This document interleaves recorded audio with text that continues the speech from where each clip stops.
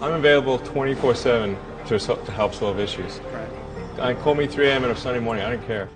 A cross-pollination of Thomas Edison and Tony Stark, Elon Musk. Were you a little naive when you thought I can easily build an electric car and a rocket? I didn't think it would be easy. Like I said, I thought they would probably fail. But you know, like creating a company is almost like having a child. So it's sort of like, how do you say your child should not have food? So once you have the company, you have to feed it and nurse it, and take care of it, even if it ruins you. Yeah.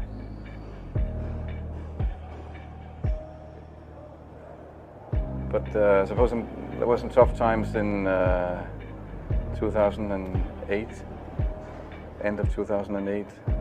How did you get through that period of crisis? Yeah. Can we just break for a second? Sure, of course. You want to wait a little while? Man, I sure hope it was worth it. Sure hope so. Sure hope it was worth it. It's everything. And I was borrowing money from friends to pay the rent.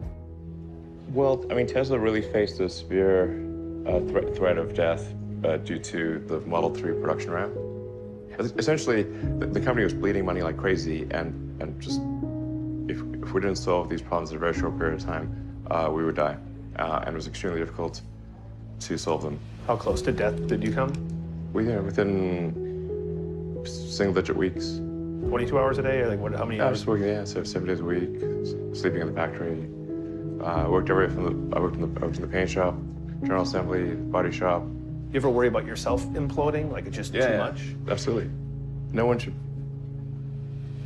put this many hours into work. This is not good. People should not work this hard. They should not do this. This is very painful. Painful in what sense? It hurts my brain and my heart. Where do you come up with your best ideas? Are you on vacation, or are you kind of just like in the middle of the night you wake up and start drawing things down? Or You know, sounds really cliche, but like the shower is probably like wake up and go to shower in the morning. And I think actually what's really happened is kind of stuff is percolated in the subconscious. Right. And it's not really occurring in the shower, but you're kind of getting the results of last night's computation, basically. Right. Whatever area that you get into, given that even if you're the best, there's always a chance of failure. So I think it's important that you really like whatever you're doing. If you don't like it, life is too short. I'd say and also if you like what you're doing, you think about it even when you're not working. I mean, it's something that your mind is drawn to, and if you don't like it, you just really can't make it work, I think. When you had that third failure in a row, did you think, I need to pack this in? Never. Why not? I don't ever give up. I mean, I'd have to be dead or completely incapacitated. Starting a business, I'd say, number one is have a high pain threshold. That's it. There's a friend of mine who's got a good saying, which is that starting a company is like eating glass and staring into the abyss. Okay, that's generally what happens. Because when you first start a company, there's lots of optimism, and things are great. And then, so happiness at first is high. Then you encounter all sorts of issues, and happiness will steadily decline. And then you'll go through a whole world of hurt. And then eventually, if you succeed, and in most cases you will not succeed,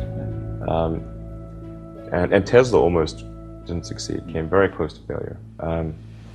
Then if you succeed, then after a long time you will finally get back to happiness. I think too is you got to make sure that whatever you're doing is a great product or service. It has to be really great. And I go back to what I was saying earlier, where if you're a new company, I mean, unless it's like some new industry or new market that, if it's an untapped market, then you have more ability to,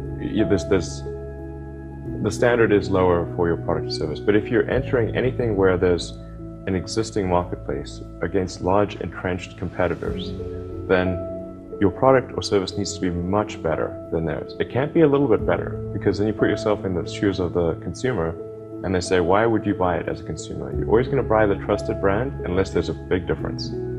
So a lot of times, you know, an entrepreneur will come up with something which is only slightly better. And it can't just be slightly better. It's got to be a lot better. Number 3, I'd say, is constantly seek criticism.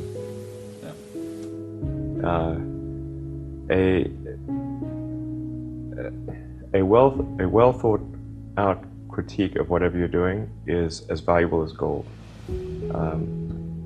And you should seek that from everyone you can, but particularly your friends.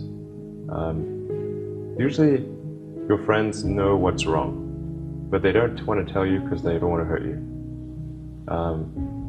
So lift you up, sort of. So they say, oh, I would encourage my friend, so I'm not going to tell him what I think is wrong with this product. It doesn't mean your friends are right, but very often they are right. And you at least want to listen very carefully to what they say.